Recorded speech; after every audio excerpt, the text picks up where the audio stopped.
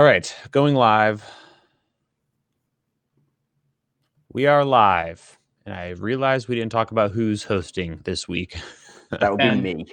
Okay. So we are live, right? So, good evening, welcome one and all. Thank you very much for making the jump over. We are making you work for it this evening. It was a little test just to make you prove your loyalty to the show. Oh my goodness. And it's nice to get this part of the show done with at the beginning. Hopefully tonight that's all we're going for. I know it is very much a cornerstone of what we do each and every week. I was going to say at this time, but actually 30 minutes earlier than this is when you really need to be here. If you haven't subscribed, please do subscribe to Jem's channel, the C47, for not just this, but all the other amazing content that he creates and posts on a weekly basis. So, after all that, gentlemen, good evening to you both. How are we? Better now that we're live. Yeah, definitely. Unbelievable. Good to see you guys again, and everybody in the chat. Yeah. Thanks for coming back over, folks. Yeah. Absolutely. Eric, how are you, Eric? We're going to redo with you soon. Sorry about that. And I'll be apologizing for that forever and ever. And we'll take the people from Lightstream out to dinner, as they say, when we're in Vegas. We'll do it Italian style. We'll take them out to dinner. Are they going to be at the show, do you think? I have no idea, but it sounded like a good thing to do. Is anybody going to be at the show? I don't know. I think it's going to be it's the three of us. That's it. I'm telling you, we're going to be able to go anywhere we want. It's going to be amazing. Caleb's always got a delay. He's a delayed kind of guy. Yeah, hopefully stop someday.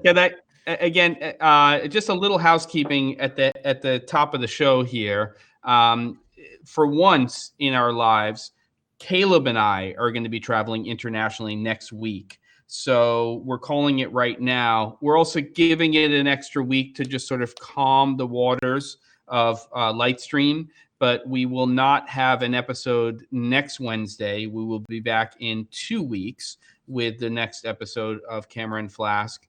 And I'll probably have something else going up next week, though, if I can get the first episode of this new series up. But there you go. And shout outs to everybody who's in the chat. And again, thank you for making the jump over here. We very much appreciate it. We absolutely do. But I've got a raging thirst on now that we've had that little delay. And let's get to the most important part of the show. Yeah. Where should we start this week? Let's start with Caleb. Caleb, what are you drinking, my friend? All right, this week we are going back to something I've had on the show before. Well, here we go. Tin Cup. Oh yeah, that's right. It's a delightful. Is it a bourbon? Bourbon, I believe so.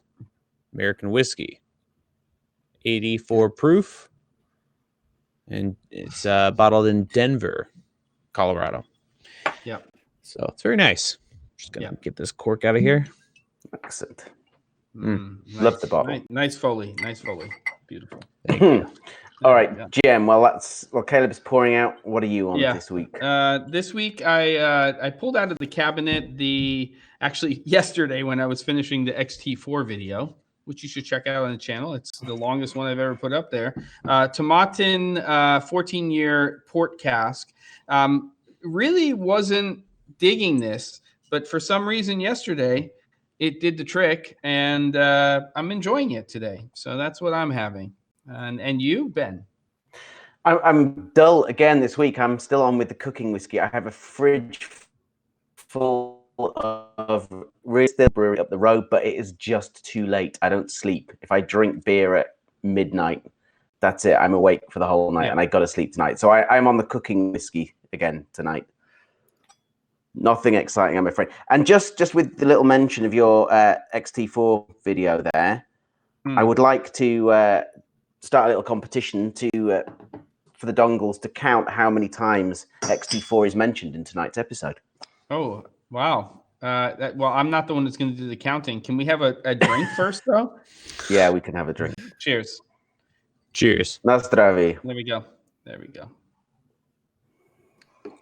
Mm. Let's talk. Yeah, it's gotten better. I like this one. Okay. Yeah, it's come back. There we go. That's the first bourbon I've Okay. had in quite some time. It's delightful. Yes. Yes. All right. Well, Should now be we are cold in all Iceland, huh? Okay, go ahead. Go ahead. Yeah, you're going to Iceland. So Mhm. you were just Maybe. telling us about this earlier. I'm so jealous. My friend Jago, who I work with a lot, he says that's his favorite place, and that guy travels to every corner of the earth doing amazing stuff, and he always says Iceland is his favorite. So I'm very jealous. Nice. Cool. I'm looking forward to it. All right, let's go. What do we got? All right. So this week, now we are all lubricated. We are talking about mirrorless. Yeah. and specifically, I guess we may be referencing once or twice the X-T4.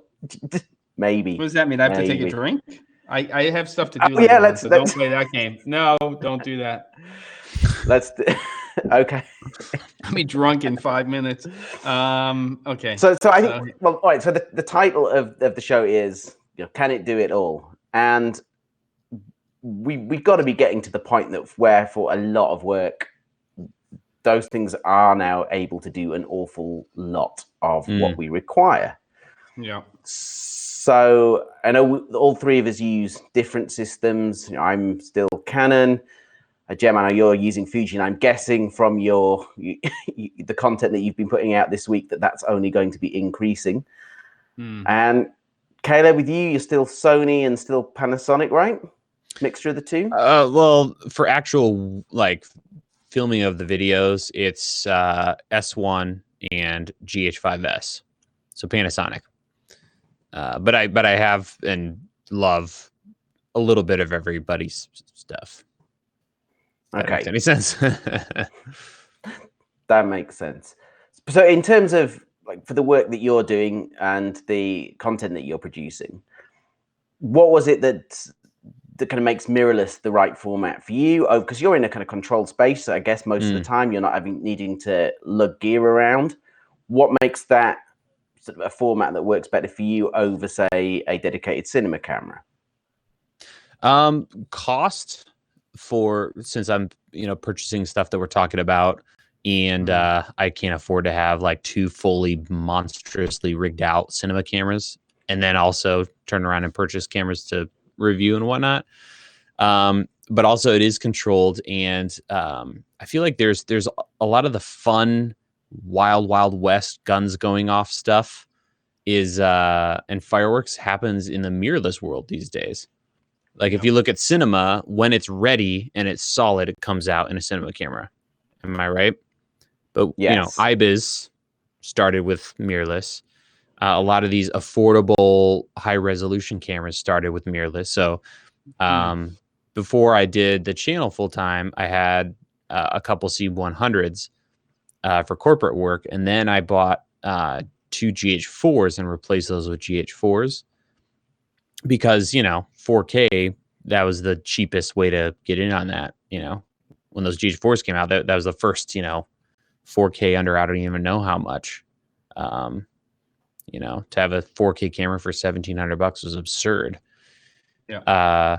So that's why I've enjoyed mirrorless so much, and why I think I've stuck around, kept the channel focused on that kind of price range and that style of camera, is just because a lot of fun, crazy stuff happens with mirrorless.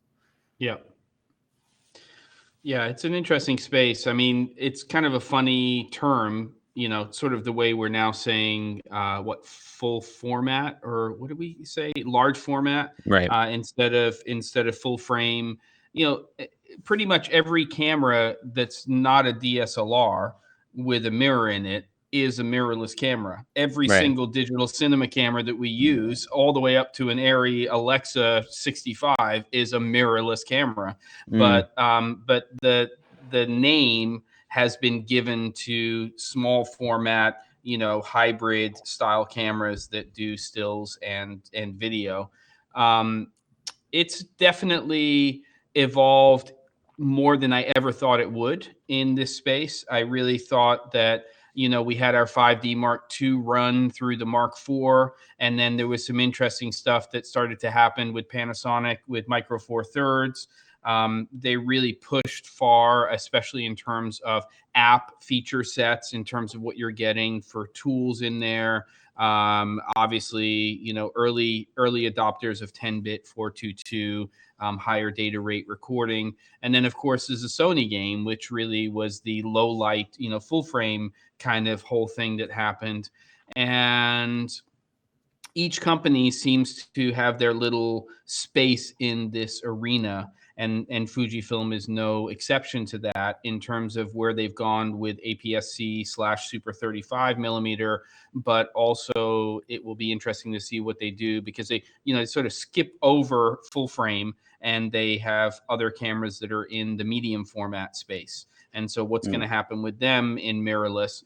And I just, I'm really kind of amazed by the quality and the feature sets that we're getting out of cameras that are costing, at a starting price point, realistically at $12.99 for the cameras that we would use in production. Around that price point, you could say that there's some around $1,000, but once you hit that $2,000 price point, what we have available to us in this space now is amazing. And then when you make that jump to that $3,500, to $4,000 price point, then you really get into some interesting stuff as well that makes people think, do I want to go with an S1H, or do I want an FS5 series camera from Sony? The S1H is in many ways a more compelling camera at this point, even though the price points are similar. There's pluses and minuses to both, for sure.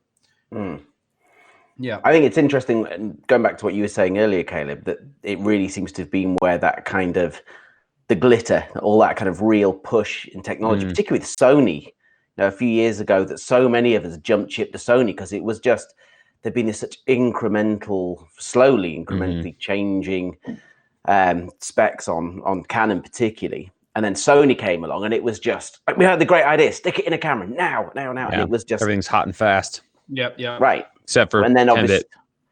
Right. So 10-bit being one of the things that still very few are, or not very few, but it's still not in every mirrorless camera. And, I think this part of that has got to be that there's protection of those higher ranges of cameras, although those lines really seem to be blurring now, and particularly with Canon, with the new EOS 1, and I still don't think there's been the full spec of this new EOS R5 released. Correct me if I'm wrong. No, there hasn't. Nope. Right. But we still don't know what codecs are in that. We still don't know whether we're 8-bit, 10-bit. We know that it's going to be 8K in some form. But it's kind of interesting where those lines are blurring now. So there's obviously part of that we think there's a lot of heat generated when we talk about these huge data rates, and we're talking about very small cameras. So that's an issue. But also there's been this continual thing, and particularly with Canon in the past, about protecting their cinema line of cameras, which kind of makes some form of kind of business sense. Do you think with the 10-bit is going to be into kind of all those systems? Is that going to have to be a base, a base standard? Well, I mean, if Sony had come out with the unicorn a year ago, even 6 months ago, then it may have been a different game. But for Sony at this point, that camera has to exceed so many expectations for it to be the next big thing that's going to get everybody excited. I think it's almost an impossible task for them to now put out the next version of that camera, and for everybody to say, oh my God, they blew everybody out of the water, because everybody's doing such a great job in mirrorless right now.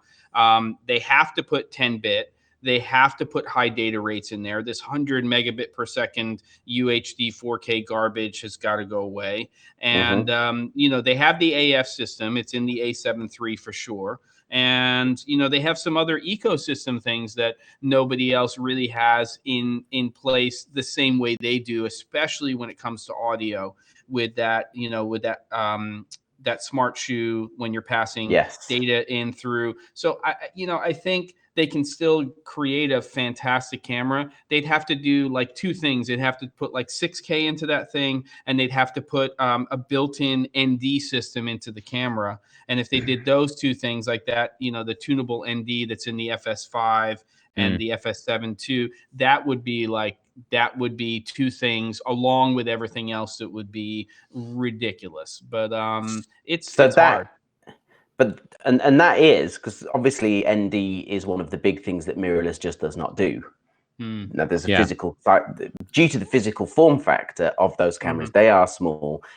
The way that the ND systems generally work, and as you just mentioned, not all of them, but most of them are kind of almost on a wheel, and you have the physical filters that kind of move in and out. So you need a lot of room for that to come in. Now, Sony's, good. No, sorry, I was going to say, but Sony's system being the electronic ND, which takes this, the filter actually is adjustable by somehow adjusting the electric current through it. I'm not sure how that wizardry works, but it's amazing and it's stepless, but it requires a lot less physical space. So that is, to my mind, the only system that would work in a mirrorless camera. I just don't see how physically you could get it in with any others. So Sony do have that head start on everyone if they choose to do it. But at the same time, do they want to? And are they needing to protect that higher end line? Because in terms of the way that those cameras are being used now, the lines are blurring for sure. Yeah, I mean, Caleb, I'd like to get your take on this, but I think that at least in the, professional market, that these camera companies really should be looking at creating now cameras that are based on form factor, as in what's our needs in terms of form factor. So, okay, charge a little bit more for the camera when it has some core features that you're gonna find in a higher end camera system. But we all know that the sub $10,000 market is where it's at for most people, right? And so if the FS6 or whatever they call that next camera is going to be comes to market for $6,500, why not make the unicorn A7S3 $4,500? You're going to not get XLR inputs and a few other things. You're going to have to buy some other accessories to get to that point.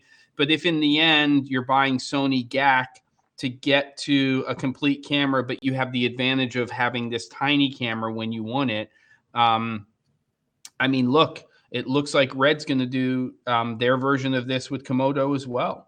I mean, for all intents purposes, the Komodo is going to be a mirrorless camera, which we don't know if it's going to take stills, but it's going to be teeny tiny in terms of shape. And that's also where we start to see these cameras like the Z cams and the Komodo, which really are these crossovers where you're still, in this modular type of system. So I don't know where it's going to go. What do you think is going to happen, Caleb? I don't know. I mean, it's hard to predict, but I feel like we're a long ways from ND because no one's done it yet. So I think all the manufacturers like, oh, well, we don't have to worry about that right now. Let's focus on, 6K IBIS, as much resolution and in spec in the cameras as possible, frame rates and things like that. It's interesting to think about because every manufacturer, we could do this later, but there's like everyone has their Achilles heel and they're all different.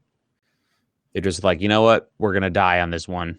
And they all have their strength over the others. But I would love to see, and some of them are starting to do this. I think Panasonic's kind of paving the way, if you will, in this idea of, remember the Steve Jobs grid, where he had he drew a grid on a whiteboard apparently in a meeting, and then eventually this worked its way into a keynote where, it's four boxes in like a grid, and you have the pro and the consumer. So one pro Mac, one pro, laptop, one pro or one consumer desktop, one consumer laptop. And Panasonic kind of is getting into that where they've got their, when this applies to both cinema and mirrorless, if you will. So Panasonic has their VariCam, so their pro cinema camera. They've got the EVA 1, which you could argue is pro, but it's more consumery, prosumery in build quality. And then in the mirrorless world, for both GH series as well as their full frame, you know, like in the full frame, they've got the S1, which is more consumer, and then they have the S1H, which is more professional. So it's really, really interesting. But no, I agree. That would be interesting to have companies think of it less about like stills market, video market. Yep. And they're completely different form factors, but start to bleed into each other. Because the cinema cameras are getting smaller. And no, it's super interesting. Like the S1H is a really interesting camera because it's being heralded by professionals as a phenomenal option for crash cams and drones and stuff. And then a lot of guys are switching from cinema cameras to that because of the flexibility. And no, it's super interesting. Yeah, it is. I mean, Eric Naso and I were talking post the debacle when he was supposed to come in co-guest host. And, you know, I've been doing more and more tests with it. And I know Eric's in the chat. I can't believe how sharp the Fujifilm X-T series is. And I was talking to you about this too, Caleb. When I'm comparing it to some other, you know, digital cinema cameras, including the Cinema EOS cameras, it's just in 4K, it's so sharp in terms of what the image is that you're starting with. And it's really interesting to see as these sensors evolve and what people are doing. It doesn't mean sharp is what people want all of the time, but it's really it's pretty amazing in terms of that. I'm interested, Ben, from your standpoint, you're using EOS R. Yeah. How does that compare to your C200? What things do you see that are pluses and minuses with that too? Because I don't use that camera, but I obviously use the I use the C200. Kind of the decision for having that camera, because I still do a bit of stills work, and it's a great stills camera. So for me, it was down to what I can get the closest match to, what's going to play nice with the C200. I can use that as a B cam for interviews, which is what I'll be doing with it tomorrow. And it does work pretty well for that. You can color match pretty well if you put them both on C-Log. It's not exactly right straight out of the camera. You have to do a little bit of work with it. But there are some things within the EOS R that I like probably more than the C200. The AF system is in a way it can be a little jumpier, but in terms of its eye focus, which the C200 doesn't have, it has the face focus, which is nothing like as accurate as the R is. And when the C200 that I saw an announcement came out from Canon, I can't remember if it was last week or earlier this week, that there was some new firmware for it, and everyone got a little bit excited. And it turned out that it was support for a new viewfinder. But I was desperately hoping that eye focus would be or will be put into that eventually. So that's really why I bought it. I think if I was starting afresh, it wouldn't necessarily be the system that I would go for. The AF system is really that camera's real plus. Its real negative is that it doesn't have any stabilization. I do have some stabilized lenses, but certainly not all of them. And a lot of the lenses that I like to use a lot don't have that. So the Sigma Art line, particularly, I'm thinking of.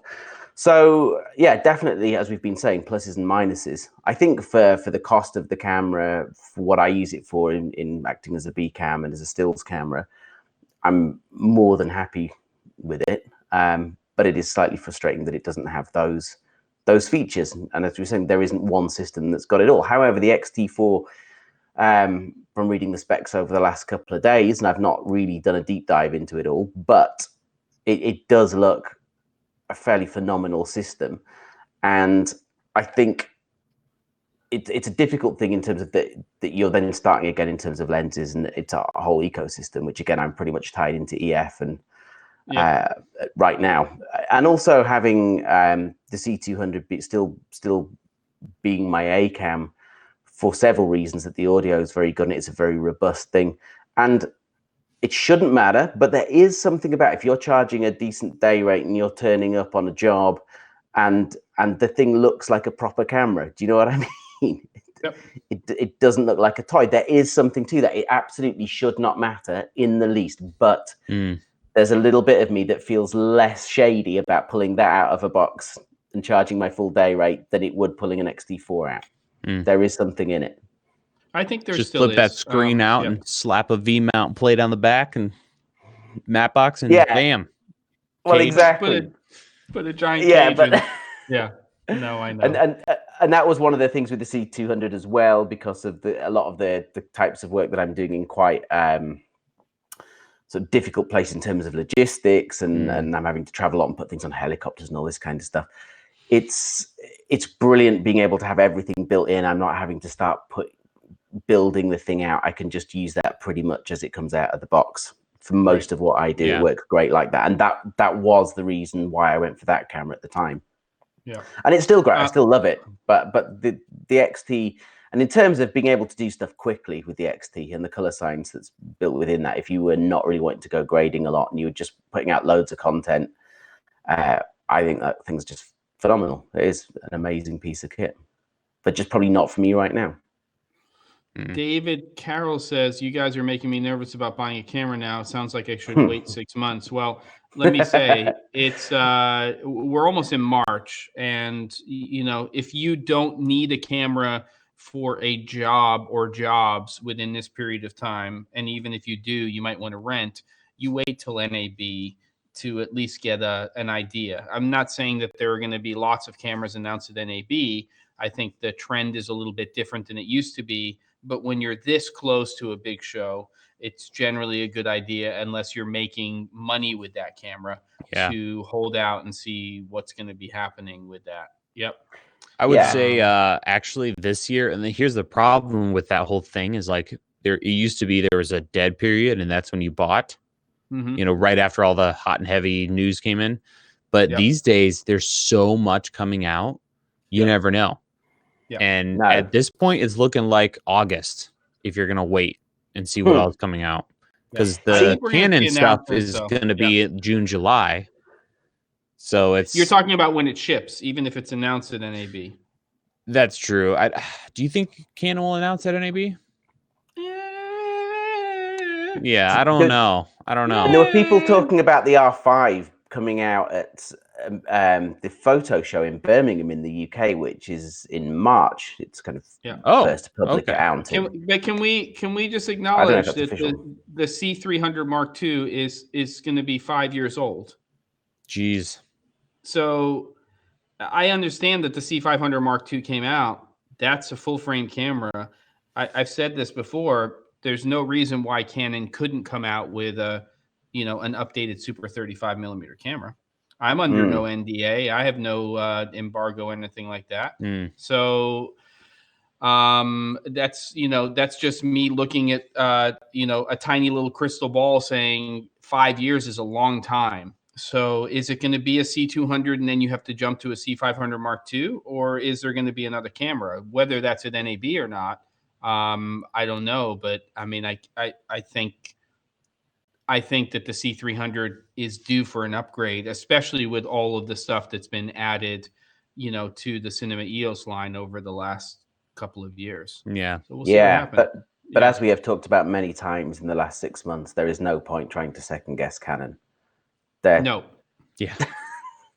strategy is just all over the place, and they're a law unto themselves. So we'll see what I agree with Eric. I think we're ripe for a Mark III on this. This is one of the best-selling cameras that they've had. It may not have outsold the C100. I don't know what the sales figures are, and the C100 Mark II. C100, those two cameras are probably the best-selling Cinema EOS cameras, aside from the original C300. But I think it's a possibility. I think that Sony is also that FS5 II is looking a little sad right now. It's basically an A7S II inside of a shrunken FS7 II body, you know. Which camera were you saying looks sad now? FS5, SF5 II. I mean, the Oh, codecs yeah. suck. You know, it's like 100 megabits per second UHD. It's just, yeah, okay. Raw out, fantastic, great, blah, blah, blah, blah, blah. But let's be serious. Sensor. Ancient sensor. Yeah, it's like ancient ancient sensor. If you go into a certain part of the menus, it's just hieroglyphics. There's a patina. There's a patina There's on it. literally too. like hand carved pieces of bricks inside of the body of the camera. Stop it. Oh my goodness. Amazing. So I mean, Sony were an interesting one as well if we're talking about NAB, because that was always where they were launching cameras. Their press conferences and IBC, were always. they flip flop. They flip flop. That is true. That is true. Yeah, they would do IBC too.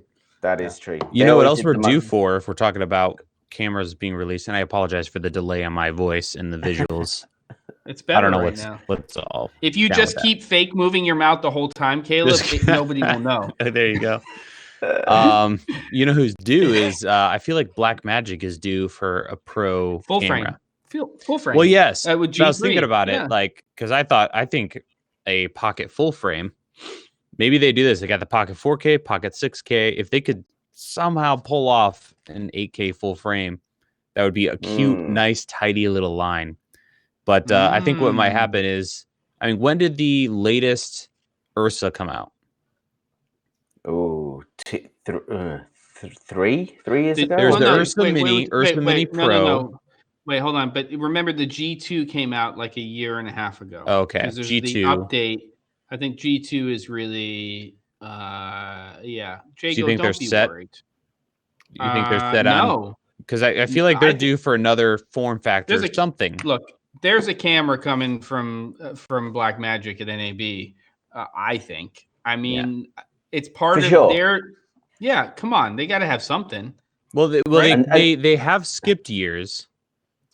But I think full frame is too big for them to pass up. Yeah, and they want to sell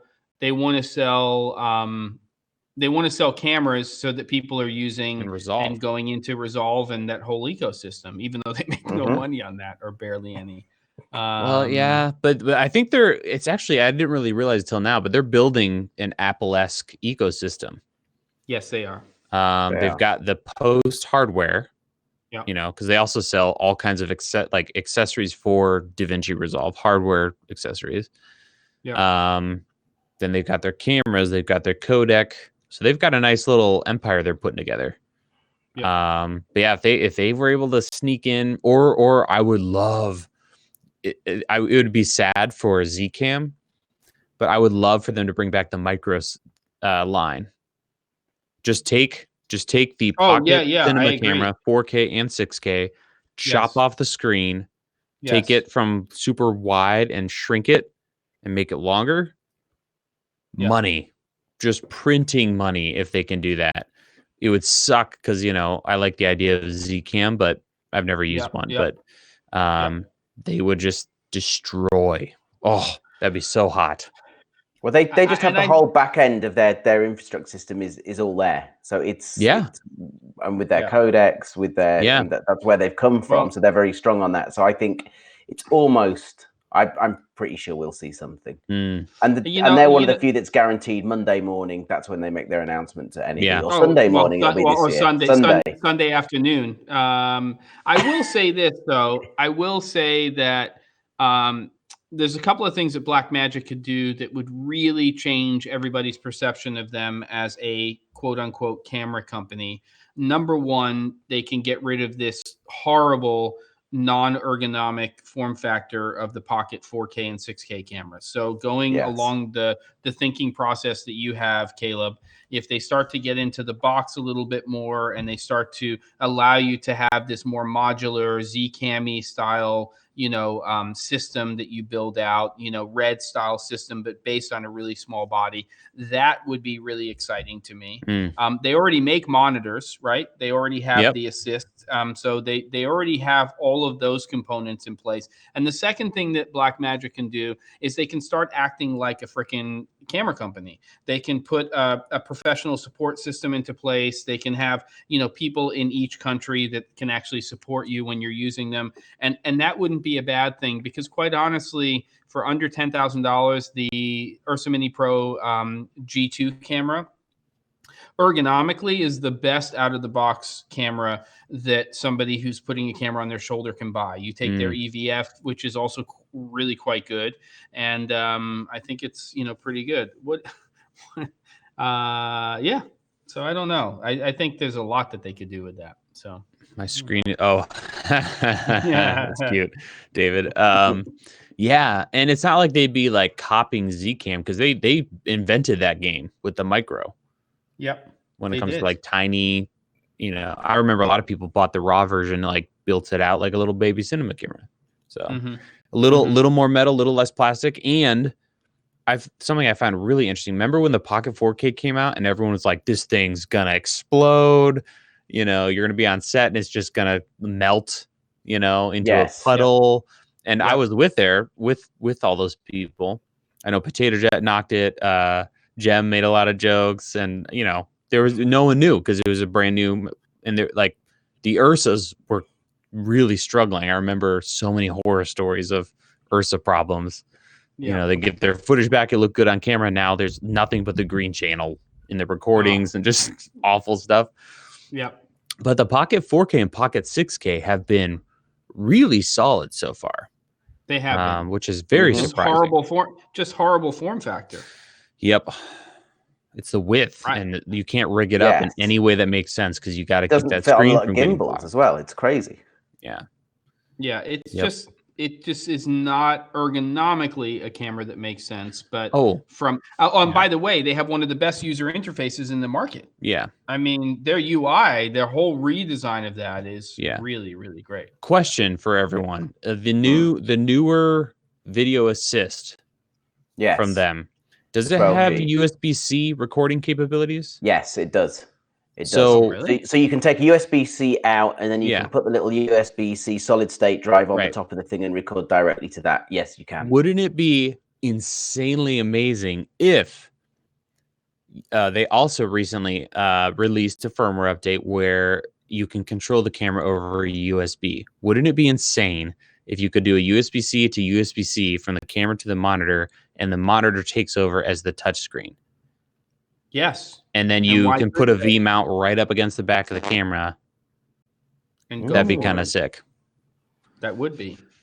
That is interesting. And I think that those video assists, I know that there's still issues. V1 was awful this week, right? Ergonomically. I have the original video assist, the 4K one, which was the 7. The two new ones, I think, are very interesting, because they've got two cameras that they can debar the RAW to at the moment, the RAW feeds from. And you've got to be thinking they're talking to other manufacturers. And I think we've mentioned this before, that Sony has got to be high on the list.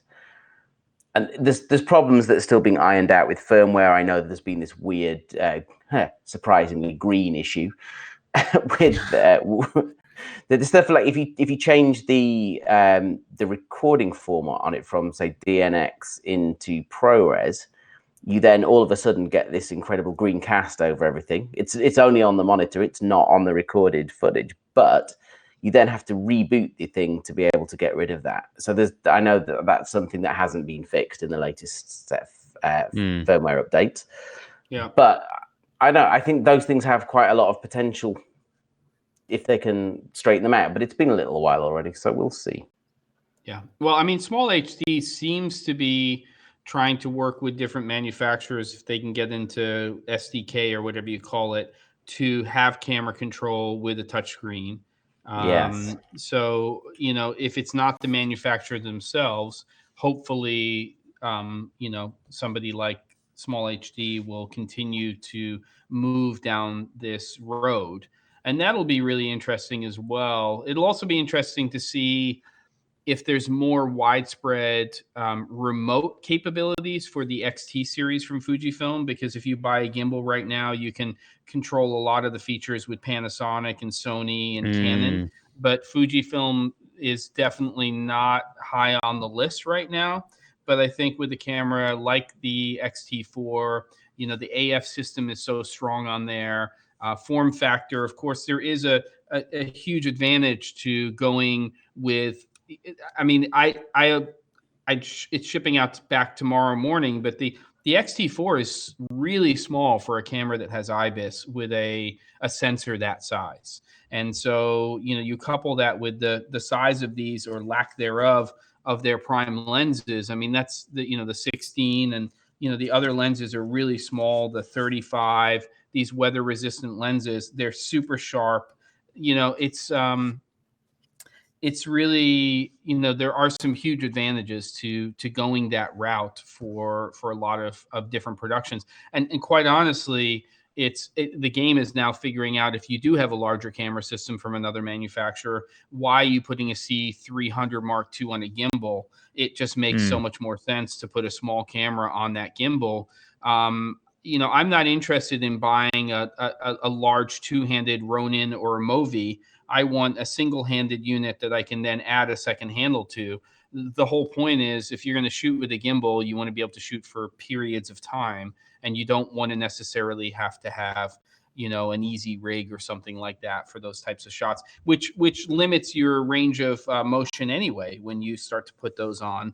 And the whole point of the gimbal is, like, throw the thing on a monopod so that you can do jib shots, and you don't want that thing to weigh a lot, because you might need to do 3 or 4 takes of that and then continue to be shooting. So I think you have to think about the whole ecosystem in terms of why you might be going with small mirrorless cameras as well, and where they fit into your production. But I think for a lot of people who don't have to show up and impress a client, there's no reason why 2 matching mirrorless cameras can't be your key, content creators for your stuff. And especially for people like you and I, Caleb, when we're doing content for the YouTube channel, the AF systems are big advantages to us in certain types of situations when we're creating content. Maybe we're not using them all the time. We're not, but there are advantages to not having to put that Tilta, remote follow focus system on there and look at a monitor to make sure that you have focus. And the more these systems evolve, the more we can rely upon them for certain types of production when we're talking about autofocus capabilities. Yeah. Nice. Yeah. I just had 2 video ideas for future episodes. Tell me. We should cover in the future. One is strength and weaknesses of every manufacturer. Mm-hmm. Like the one or 2 things that'll fix everybody, because everyone has one. And then the other is our ideal dream camera. Not like stupid, like 16K variable ND, the size of an X-T3, but like realistic. Like, I would love to see this. Be kind of fun. That would be fun. Should we draw it as well?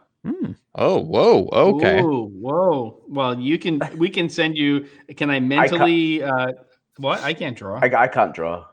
Which makes it more fun. Because it would make that more fun. Caleb? I'm cheating a little bit in that I have a 3D model of the camera.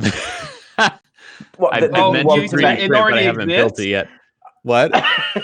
You are what? Oh, so now the truth is coming out. I had a video that I never did. Unbelievable. Talking about a camera like design, but yeah.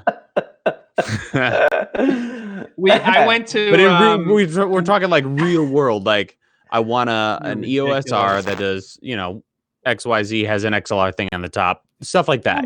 Realistic stuff.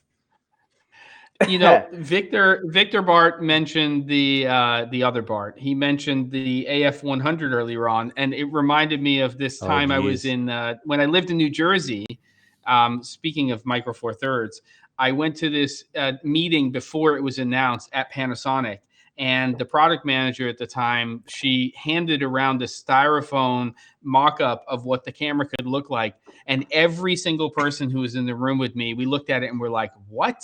She's like, do you like the design of this camera? And we're like, no, we don't like the design of this camera. And of course, it was exactly what the AF100 looked like when it shipped. There was no way. They had probably already pressed the molds for that thing. And there was no turning. So why'd he even ask us what the deal? But yeah, you're setting yourself up for the win, Bart. Bart Johnson says, by the way, I love the idea of the good and the bad columns. We should do that. We should just pick like should we do? Like, what are the companies we do? Everything in the mirrorless cinema world. Everything. Oh, Fuji, Canon, Sony, Panasonic, Zcam, Blackmagic, Nikon. Nikon is just the answer. Nikon. Oh, this might screw up in the future, but the answer is everything. And I'm not even going to hold back. Because if we step back a little bit, and we can talk about stills a little bit as well, going back a little bit. Because there was you were either Nikon or you were Canon, really, for a long time. And so I think you were never Nikon. You were Nikon. And we can throw stills in there too. While we're talking. Exactly. Yeah. Strength and weakness. Fuji, Epic, JPEGs. You know, they're not Nikkor lenses; they're Nikkor lenses. Just I'm backing you up there. By the way, how about this one? Bart says he wants a camera with 3 sensors on a rotating wheel, a Sony sensor, a Canon sensor, and a Blackmagic sensor. A rotating sensor camera. That's like, come on. That could be fun, actually. Yeah. That'd be kind of cool. Yeah. You could do that. Right, I like that one. Yeah, why not? Oh, my goodness. You guys. All right, let's look at the chat a little bit. What are people there I like Trevor's thing. I don't envy anyone getting into choosing a camera. Frankly, almost everyone has something that'll work for you and give you similar results. And that made me think of just yesterday. I shot some of my favorite footage to date for the channel for a video, like B-roll of products, and I was just in love with the footage, and it was shot on a GH5, which I hadn't honestly shot on in a long time. And it just was that with a vintage lens, and it, like everything's so good right now. The current generation of cameras is the beginning of stupid good land. Most everything is 4K, 10-bit, 422, 60 frames per second at 4K. Like everything's just great. Right. And I think that the thing that there's usability and there's all the spec stuff, but in real world, the stuff that's going to make a difference to the look of what you're doing is spending money on lights and modifiers and all that kind of stuff. That's going to make more difference than the camera itself, but that will never stop us from obsessing over cameras. No, exactly. But I will say this, that to each one of us, that one of the things that draws us into a camera system is the experience of how we're using the camera. Because at a certain point, and I want to say this, IBIS doesn't make you a better camera operator. It doesn't make you a better DP. It's an assisting tool for certain situations where it helps you, for instance, use a prime lens when you normally would have used, an image stabilized lens, because a lot of people with mirrorless like to handhold the camera system, and they don't have that camera up on their shoulder, which is a stabilizer in itself. So you have to learn your tech. You have to learn your craft. These are just tools that are helping us. The IBIS system is never going to be perfect. It's never going to solve all of your problems, but it's user experience with a particular camera. When Caleb, correct me if I'm wrong, turns on that GH5, it's like coming home. It's comforting. It's warm. I don't know if that's right, but it's like the usability of that camera system, besides just the images that it produces, are similar for me when I'm using the Fujifilm system. I love the way the dials work. I love the way they lock into place. I love, that I can set up my menu and my buttons in a certain way. It's just how I access things and I use the camera that it feels like it's an extension of just, okay, I have an idea for a shot. I can get that shot. I don't have to short circuit Sony menus, and feel like I can't get to where I need to be. EVA 1, all of those cameras are capable of producing amazing amazing pictures, but it's how you use the cameras that I think is so important to each one of us. And we're not all going to like each one of these camera systems the same way. No, that is okay. I got a little a excited. good point. Sorry about that. I know it was all good stuff. Well, gentlemen, it is 2 minutes past 1 in the AM here. Oh my goodness! So I'm calling it. I'm calling it. You can borrow a dongle, part-time films. I don't know for whom. Like a warm apple pie, says David. So maybe in 2 weeks' time, we talk about the worst and best of every manufacturer. Stay tantalized, my friends.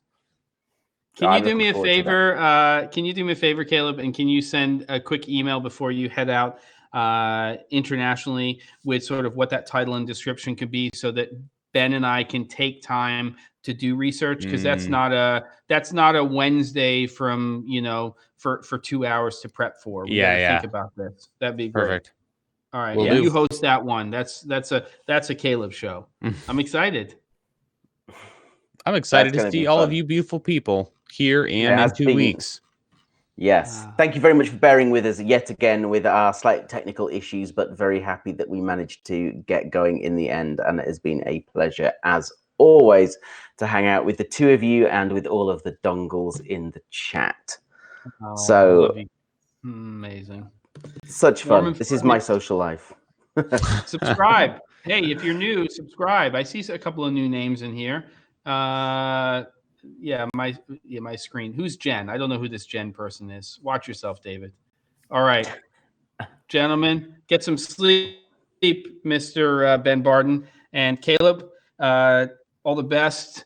It's awesome. We're gonna do some more of this stuff. Go watch some other YouTube videos. I don't know. There's a lot of them, millions being uploaded every minute. We're gonna go and spend time with our families, or Ben's gonna go to sleep. Goodbye. Goodbye, folks. I'm going to go to sleep. Definitely. Push the logo. Let's do it. Good night. Good night. Building the logo from scratch because of the crash.